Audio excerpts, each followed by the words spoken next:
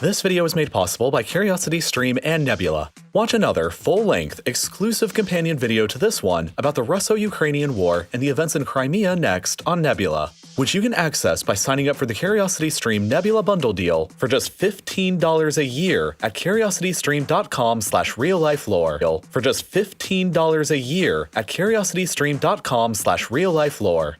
For hundreds of years now, the Russian civilization and state has always struggled with three major geographic nerfs to their playstyle. Most of their land is a completely inhospitable frozen wasteland, which limits their development. Most of their coastline is covered with ice for a majority of the year, which limits their access to the world's oceans. And their borders to the west are on a huge open field that's easy to move soldiers across on either side, which makes them particularly susceptible to invasions coming from the west in Europe.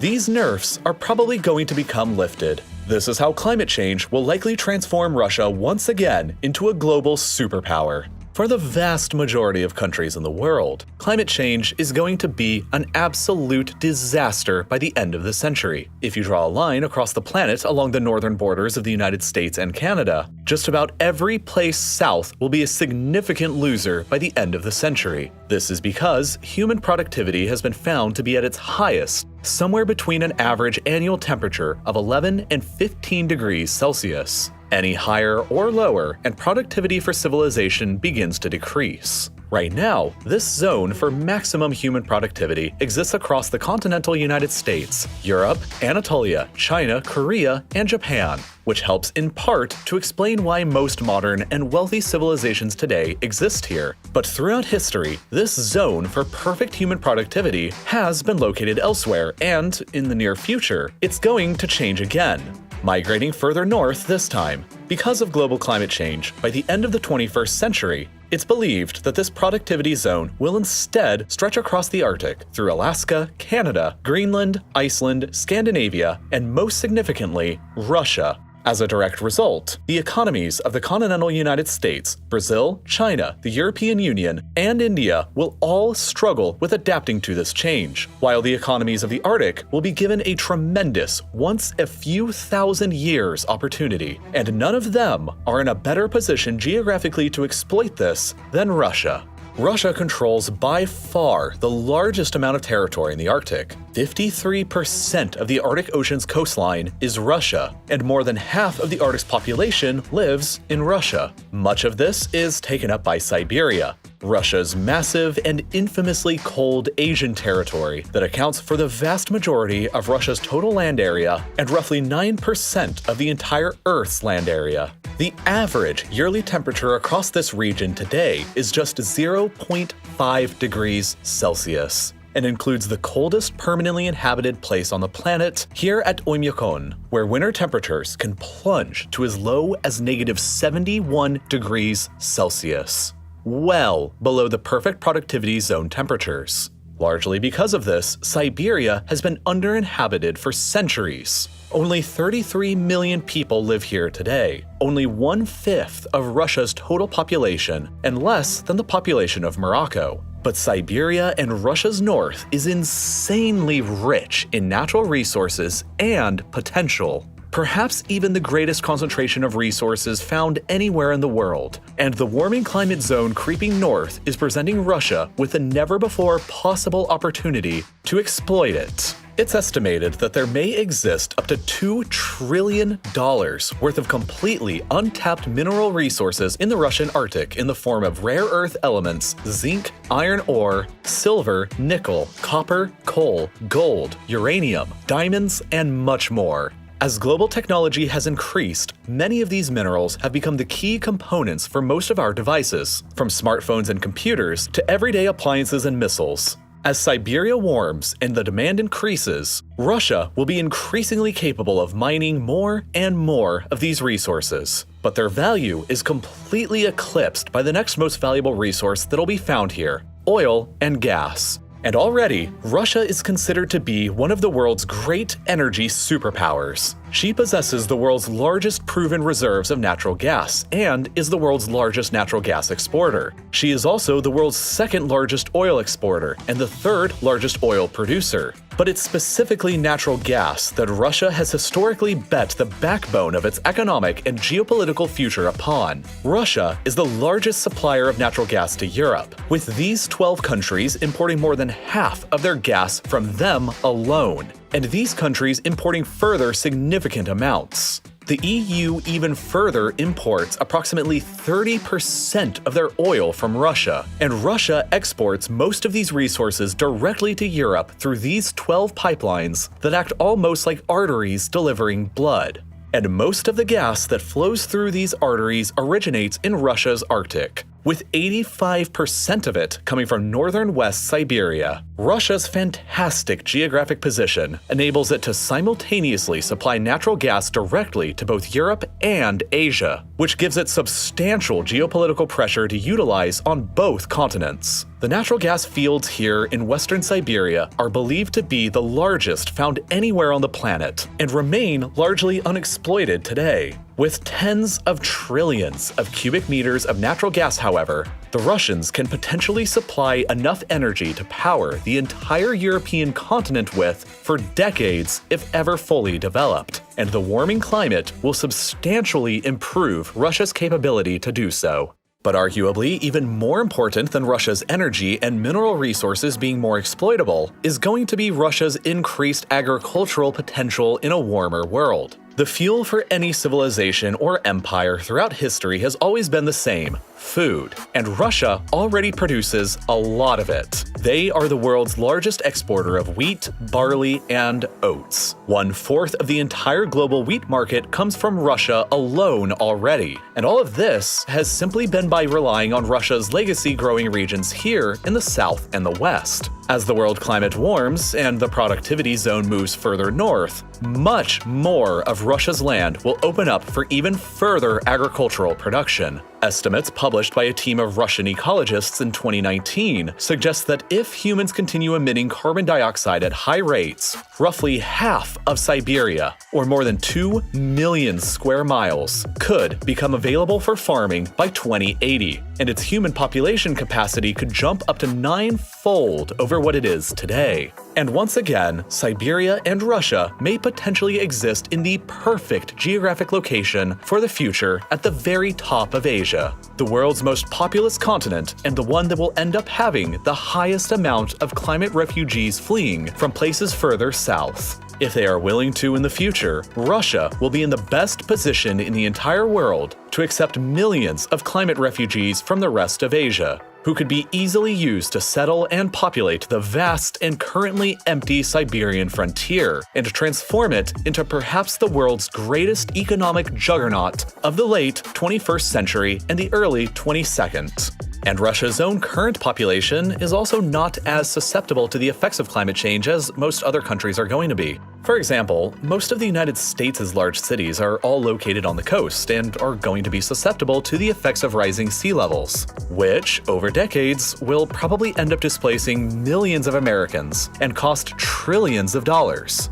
Meanwhile, Russia has very few large cities that will be vulnerable to this. Of the top 30 largest cities within Russia, only 3 of them are located on seas: St. Petersburg, Vladivostok, and Makhachkala. The other 27 are all located further inland, including the capital and biggest city, Moscow, which is over 600 kilometers away from any oceanic body of water. Thus, Russia is going to naturally become the most resilient major country in the world to rising sea levels as well. And much of that has been because of Russia's history. Despite having the 4th longest coastline in the world that's over 50% longer than the coast of the United States, Russia has effectively been landlocked and isolated from the world's oceans for most of her history because most of this long coastline is covered in ice for at least a few months out of the year during the winter. Russia's only continuous ice-free ports year-round are today found in Kaliningrad on the Baltic a few on the Black Sea, and Murmansk up in the north. Until the development of modern icebreaker ships, this meant that, especially during the winter, Russia was always largely landlocked, and even today, Russia only possesses a fleet of 31 icebreakers that can only do so much in so many places.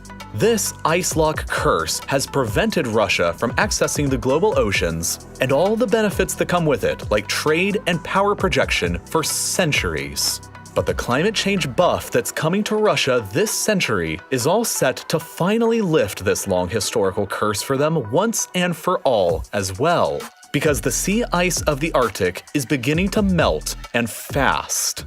Historically, the Arctic Ocean at the top of our planet is permanently covered in a layer of sea ice even throughout the summer months, because it's just so cold up there. In 1979, the level of sea ice in the summer looked just like this. But in the summer of 2012, scientists recorded that the extent of the sea ice coverage here shrank down to just this piddly amount, the lowest ever since records began. And in 2019, it was down to this amount, the second lowest recording ever taken.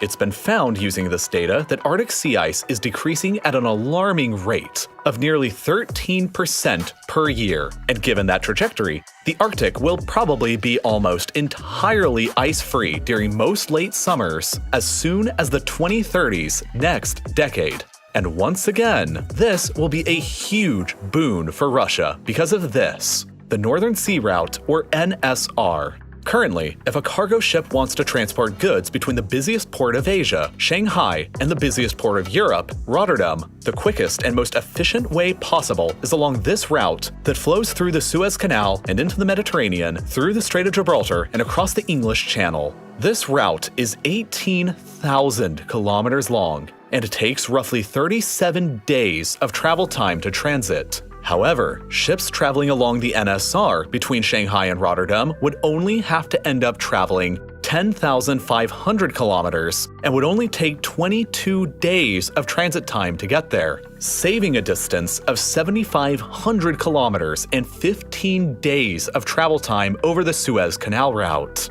Most of the shipping that goes through the Suez today is trade between China and Europe. So this dramatic decrease in time would save Chinese companies billions of dollars in shipping costs, would render the Suez Canal largely defunct, and reroute nearly all of its traffic along the NSR instead, which is conveniently located entirely within the Russian exclusive economic zone, which means that Russia will stand to profit immensely off of it through transit fees, the same way that Egypt is profiting off of the Suez Canal right now. The only problem is that, currently, the NSR is still almost entirely covered in ice for most of the year and requires specialty icebreaker ships to plow through, which is costly and not very economical. But next decade, as the Arctic Ocean's sea ice begins to completely disappear in the summer months, this will change and Russia is going to eat Egypt's lunch.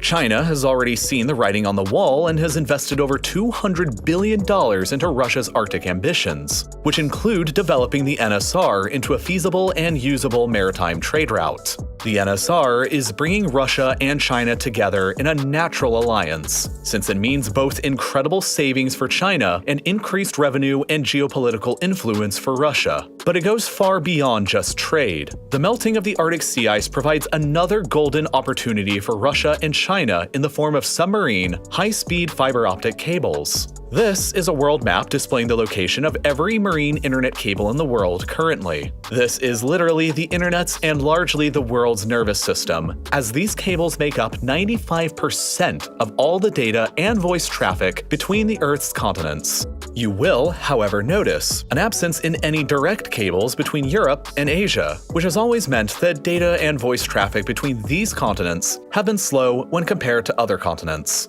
The melting of the Arctic sea ice will, however, change this reality forever. Russia, with the assistance of China, intends on laying cables in northern Siberia that will finally bridge the digital gap between Europe and Asia, and even further cementing their geopolitical influence on both continents.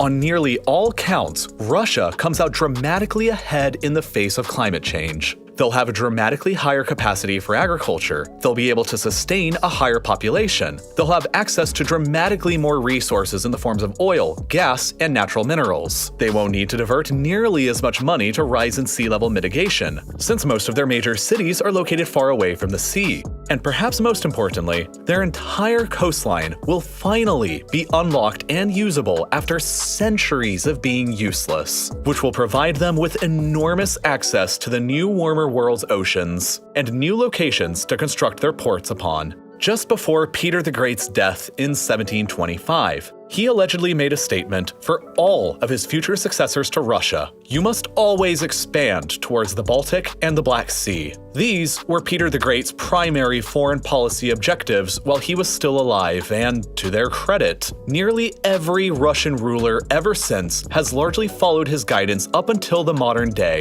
including in 2014, when the Russian army invaded Ukraine and annexed the Crimean Peninsula on the Black Sea. I remember when all of this happened 7 years ago now, when I was still in college before I ever even started RealLifeLore, and I knew even then that one day I wanted to create a video detailing and chronicling all of these insane events that I was watching. Unfortunately though, YouTube's policies have effectively prevented me from creating it for years now, because anything about recent or current wars and conflicts aren't allowed to be monetizable, which means that the moment I ever uploaded this Russo-Ukrainian war video here, it's getting a big fat yellow demonetized symbol immediately, and as a result, YouTube won't place it in your recommended feed and won't show it to you unless you directly search for it. So, instead of going through that hassle here on YouTube, I've decided to upload my 21st century Crimean War explainer video exclusively to Nebula, which, as you've probably heard by now, is home to tons of exclusive, ad-free content from all of your favorite educational creators beyond just me. The reason that I and others are able to put exclusive companion videos like this one over there is because of the way that Nebula works. It doesn't have an algorithm that punishes us when we create something controversial or something that's different from our regular content, and the direct subscriptions from users help to fund both these and other projects, like our many Nebula originals from people like Sam from Wendover Productions, Tom Scott from Tom Scott, and many others. So if you're interested in watching all of this awesome exclusive content, plus supporting loads of independent educational creators at the same time, the easiest and cheapest way to sign up right now is by using the CuriosityStream Nebula bundle deal. All you gotta do is go to curiositystream.com/realliflore and sign up for any subscription they have. But I'd suggest the yearly one since it's less than $15 a year, and then you have access to both streaming sites. And CuriosityStream itself has fantastic stuff too, like Hidden Russia, a fantastic geographic documentary that'll take you on a complete tour across every region and biome that the biggest country on Earth has to offer. Or Empire of the Tsars, a 3-part history documentary chronicling the rise and fall of the Romanov dynasty within the Russian Empire between the 17th and 20th centuries. All told, CuriosityStream is awesome thanks to their seemingly endless library of top-quality stuff, while Nebula is great thanks to its exclusive, early, and ad-free videos from the educational creators you already know and love. CuriosityStream and Nebula together, though, are even better because it's less than $15 a year for both when you go to curiositystream.com/realliflore or by clicking the link down in the description. It really helps out RealLifeLore a lot if you go and give them both a try. And, as always, thank you so much for watching.